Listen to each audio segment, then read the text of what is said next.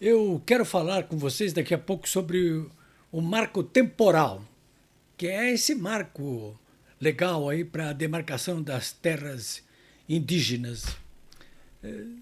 Eu sei que muita gente nem está acompanhando isso aí. Fala em marco temporal e tem gente que pensa que tem a ver com essas tempestades aí. Mas não é nada disso, não. Essa é uma questão gravíssima, como vocês vão ver daqui a pouco nesse meu comentário aqui.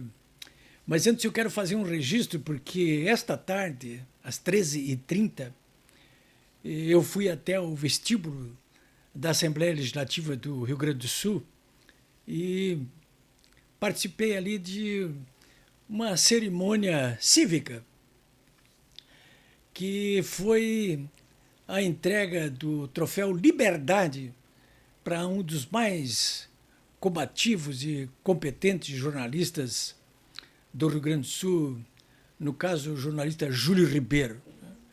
O Júlio Ribeiro, entre outras coisas, só isso aí já valia o que eu vou dizer.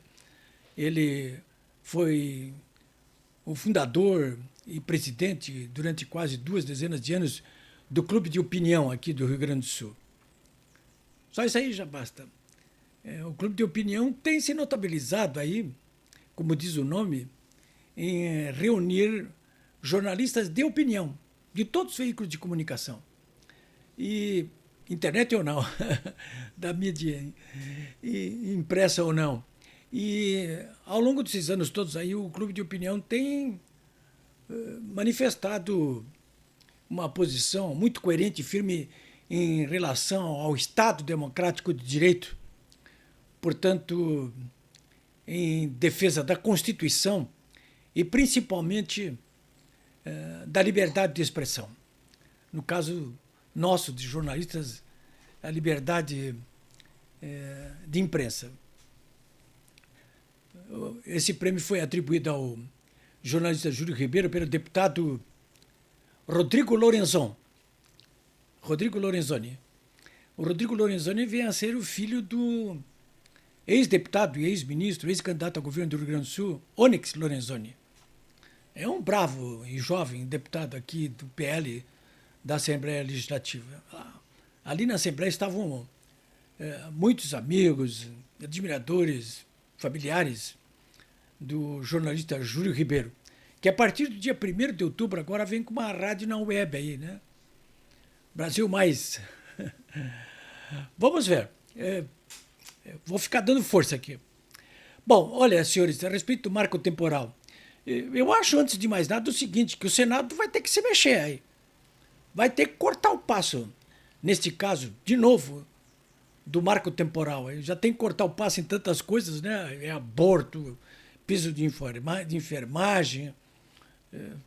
Agora tem essa questão do marco temporal. Mas me parece que essa questão do marco temporal é que exige atenção imediata. Até porque no Congresso já está em tramitação um projeto de lei que trata dessa questão e resolve essa questão do marco temporal. Então, acho que já passou pela Câmara e agora está no Senado, está na Comissão de Constituição e Justiça. Só passar dali agora, vai para o plenário, aprovou, já passou pela Câmara, acabou, né? Isso aí passando pelo Congresso agora, não vale nada essa decisão tomada hoje pelo Supremo Tribunal Federal por maioria esmagadora de 9-2, praticamente contra a propriedade privada. É disso que se trata. Prestem bem atenção, hein? Essa gente joga de modo estratégico. Né? Modo estratégico. Tem uma lógica aí nessa loucura toda, que tem por objetivo desestabilizar aí todo o nosso ordenamento jurídico brasileiro aí em favor de uma sociedade que nós não queremos, do Brasil que nós não queremos. Então, o que eu tenho a dizer é que, com o objetivo de cortar o passo do Supremo, a própria Frente Parlamentar da Agropecuária, que se intitula o maior bloco parlamentar do Congresso, ela conseguiu aprovar em caráter, inclusive, de urgência, aí, diante dessas manifestações que já estavam acontecendo no Supremo Tribunal Federal. Estavam em votação, ficou parado, hoje foi concluída. Aí. Mas a Frente Parlamentar da Agropecuária conseguiu aprovar em regime de urgência um projeto de lei, o 490/97. Conseguiu aprovar na Câmara dos Deputados. Que além de transferir do Poder Executivo ao Legislativo a competência para realizar as demarcações, esse projeto, né? Então o Executivo não pode mais ficar estabelecendo como bem entende as demarcações de terras indígenas, não. Vai ter que passar pelo Legislativo aí. Mas esse projeto de lei, além disso, ele estabelece um marco temporal. Ou seja, fica valendo o que está na Constituição Federal, quer dizer, um dispositivo abolido hoje aí pelo Supremo Tribunal Federal, que não apenas viola a lei, mas inclusive invade prerrogativas do Legislativo, né?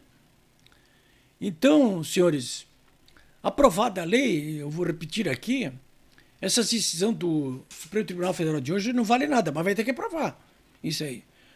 Eu acho que realmente o Congresso Nacional precisa defender o direito constitucional à propriedade privada, que está sendo atacada aí hoje por essa decisão do Supremo. Está sendo atacada, eu vou explicar por quê. O princípio da propriedade privada é consagrado na Constituição Federal, né? Está sendo atacado aí de um modo solerte, aí, estabelecendo uma insegurança jurídica muito grande. Aí, né? Então, a matéria está ali, né? Na Comissão de Constituição e Justiça, e o relator é o senador Marcos Rogério, do PL. Se vocês forem dar uma olhadinha no meu blog, polibebraga.com.br de hoje, vocês vão encontrar ali mais explicações sobre o marco temporal, inclusive uma entrevista muito instigante do relator dessa matéria na Comissão de Constituição e Justiça, o senador Marcos Rogério. Ele coloca ali melhor a questão, né? Bom, o fato é o seguinte, eu já vou falar para vocês aqui que as consequências que essa decisão do Supremo Tribunal Federal, contrária ao que estabeleceu a Constituição Federal no que diz respeito ao marco temporal, numa nova violação da lei maior e uma violação das prerrogativas do Congresso, isso tudo aí, essa decisão do Supremo hoje, poderá provocar danos de grande monta. De que tipo? Olha, cidades inteiras. Eu estou exagerando, vocês vão ver que eu não estou exagerando.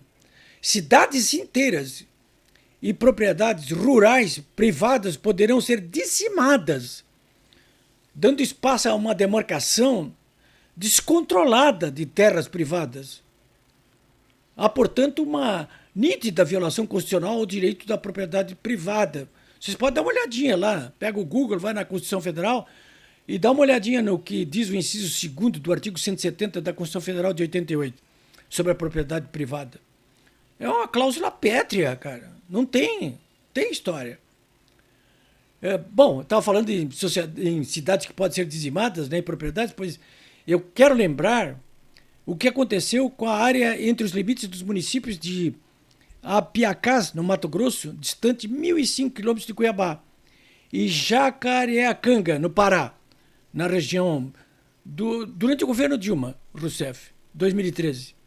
Onde uma cidade inteira foi literalmente derrubada em função dessas demarcações descontroladas. Está ali, para quem quiser ver. Bom, olha, para finalizar, eu quero dizer o seguinte, de acordo com a Frente Parlamentar Agropecuária, uma pesquisa realizada pelo Instituto Pensar Agropecuária, que reúne 44 entidades do setor produtivo, concluiu que, se não for respeitado o marco temporal com base na promulgação da Constituição de 88, se não for, e não vai ser respeitado agora, porque a decisão de hoje do Supremo diz o seguinte, não será respeitado isso aí. Isso aí não será respeitado. Tem que ser respeitado o que nós decidimos hoje aqui. Porque a Constituição de 88 diz claramente o seguinte, terras indígenas serão consideradas até que tenham sido, de alguma maneira, reivindicadas até a promulgação da Constituição de 88. Pronto, acabou. Estabeleceu ali um marco temporal. Agora o Supremo diz que não.